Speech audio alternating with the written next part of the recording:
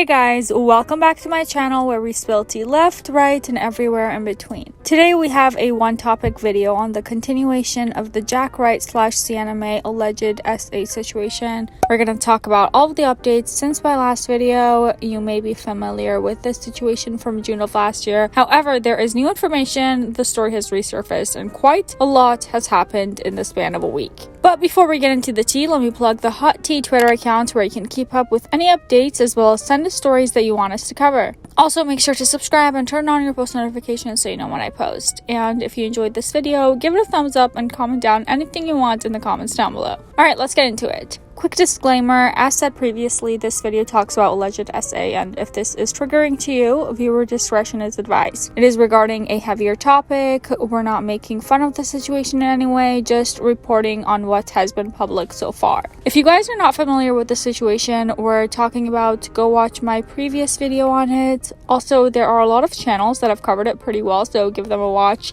But to give a quick recap, SIENNA MAE, a popular TikToker, was exposed by her former friend Jack Wright, also a TikToker, of her SAing him last year. The story blew up last summer when friends of Jack publicly came out to say that Sienna is not as good as she seems and has taken advantage of Jack. A video was posted where it was clear that Jack was not fully conscious. Sienna was on him trying to kiss him and touch him.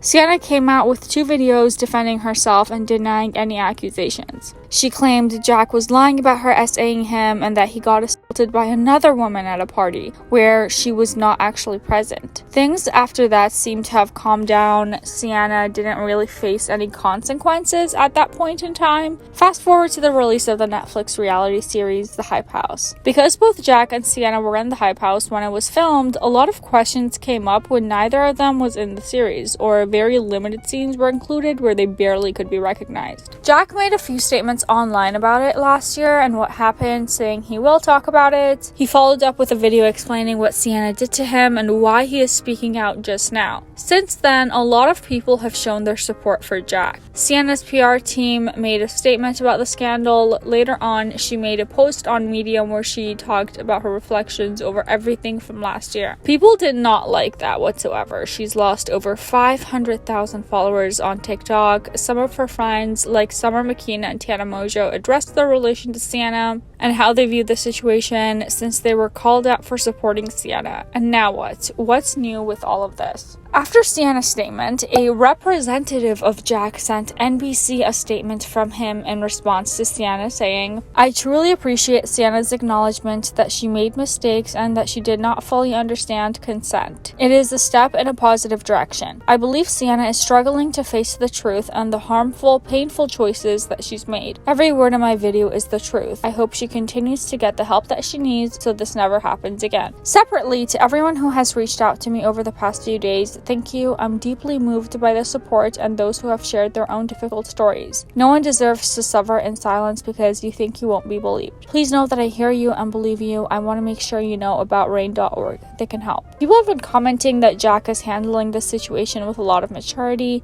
saying, "He sounds so forgiving. I haven't forgiven the people who hurt me. I don't think I'm ever going to forgive them. I respect Jack so much, OMG. Jack has handled this with maturity beyond his years." Moving on, Sienna was supposed to give an interview on the BFFs podcast. The podcast with Dave Portnoy, Josh Richards, and Brianna Chicken Fry? Is that her last name? A podcast known for the controversial topics and opinions they talked about. Apparently, Sienna wanted to go on the BFFs podcast to make a statement after Jack's video, followed by her essay and reflections. This was all discussed on the most recent episode of the podcast. It also featured Charlie Jordan as a guest. Right off the bat, Dave shared that over the weekend he got a call that Sienna wanted to come onto the podcast and do this exclusive interview. In his words, she wanted to talk about Jack's video, her side of the story. Dave said he was ready to have her on right there and then, but she decided not to do the interview eventually. She was advised not to go to any podcast. Yes, Charlie, what you said, super sensitive. But listen, I'm a numbers guy. We're in this all but the world. So we get a call Saturday, like SIENNA MAE wants to come on BFF and tell her side of the story, do an exclusive. I'm like, fuck yeah. We sit down for this. We find out she's not coming on. And I'm told by Kareem, our producer, that Gruen, who is Josh's guy, and part of this is the reason she's not coming on, which is crazy. He said there's a good chance that what Gruen told her impacted her not coming on. Yeah, Gruen said don't go on any podcasts. He didn't say don't go on BFFs. To be honest, whoever told her that probably it's a good idea. It's probably for the better, since the whole idea of going on a podcast, especially this one, is essentially talking to a platform about the situation. And if they caught her off guard with their questions, it might even make a bigger mess for her than it already is. And actually, the guest, Charlie Jordan, chimed in and said that Sienna tends to be an over-explainer and talking a lot to make a point. So on a podcast, it could be a little bit hard for her to control what she's saying. I just think that the way she went about certain of the responses made it so people made it a worse situation. Also, everyone besides Dave agreed that it's for the best that Sienna backed out from the possible interview. Dave was like, well, isn't this what we do? We cover topics and news. Wouldn't we want this exclusive? The others disagreed, since it's a sensitive situation and her statement videos from last year did not end well for her and her image. It seemed like Dave only cared about covering the story, while the others were thinking beyond getting an exclusive interview. In the chat, you could see that Dave got some backlash while the episode was premiered. Some of the comments about him were that he was really insensitive and that he is standing against the victims. On top of that, when Dave was asked if he watched Jack's video, he was like, yeah, I watched some of it towards the end, but there's always two sides to every story. His tone and wording come off as if he's not familiar with the situation, like, at all. So am I like an evil human? Because what you guys are saying, I just see like a cash register with like numbers going through. It's like, okay, well, let's get like, that's what we do. Don't we want that exclusive? But yes. I mean, like, I don't know if we should look at it as just like a cash register. Have you seen the video, Dave? Which one? The one that Jack made. I watched some of it towards the end, and that's what we'll get into. But there's two sides to every story, right? 100%. I don't know. In the video, you can see when he's talking, like, he's very emotional about it. And I think it's kind of hard to lie about that. Like, when someone is opening up about something and he's, like, trying to hold back tears and talking about all this stuff, like, it was a lot more, like, intense than I thought it was going to be when I clicked on the video. Something else to add is that this isn't the first time they've covered the story. Last year, when the allegations came out, the BFFs podcast talked about it, and they were siding with Sienna. They've also had her prior to all of the drama as a guest, and the title of that episode she was featured on is kind of ironic in the present time. Sienna MAE is the unproblematic queen. Yeah, and we commented on the beginning. I was on Sienna's, I don't want to say side, it's obviously a super sensitive subject, but I use the equation. You don't know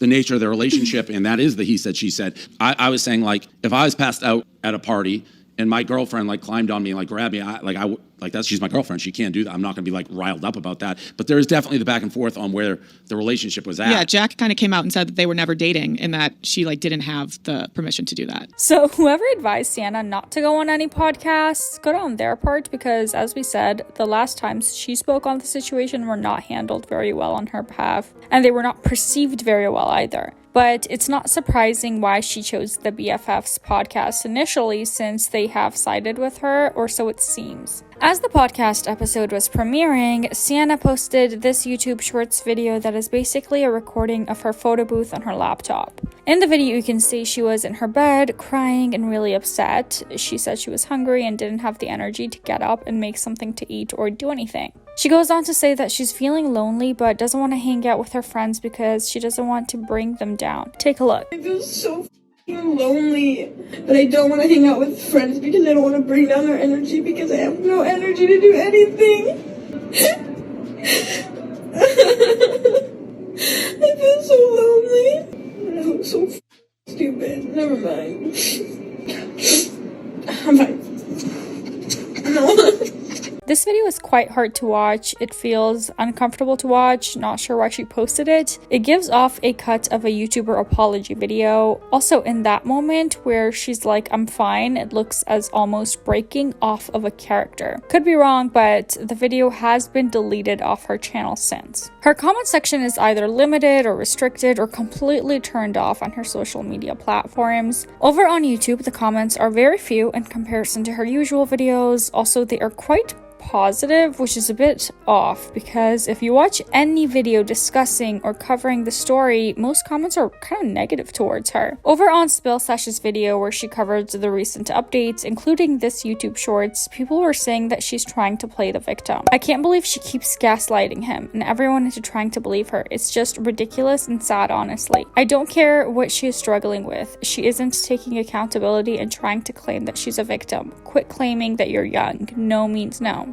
And recently, another TikToker called Vinny Hacker, also an ex-member of the Hype House, shared recently that he was also SA'd when he was 16 by an older woman. On a podcast called Tap In, where he was a guest, they spoke about the situation with Jack and Sienna. Vinny said that it is hard for men to share their stories and that boys are actually encouraged if an older woman is involved with them. Vinny went on to speak about his story, where he didn't realize that what happened to him messed him up until he was a bit older. The reason that we're mentioning this is because it shows that more men, especially young men, are sharing their stories as well. And whatever your opinion on this situation is, at least it helps others talk about their experiences with SA. And it makes them feel more comfortable that there are people supporting them.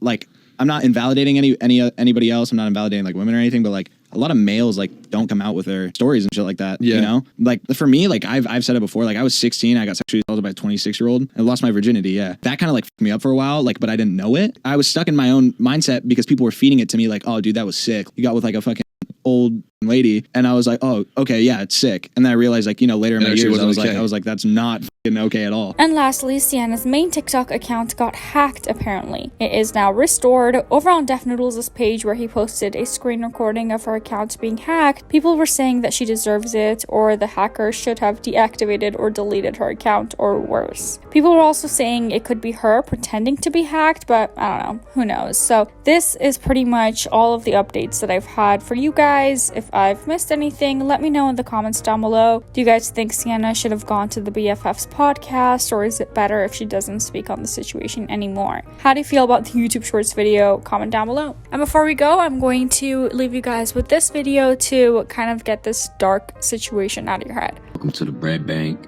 We sell bread, we sell loaves. We got bread on deck, bread on the flow. Toast it. All right, bye-bye.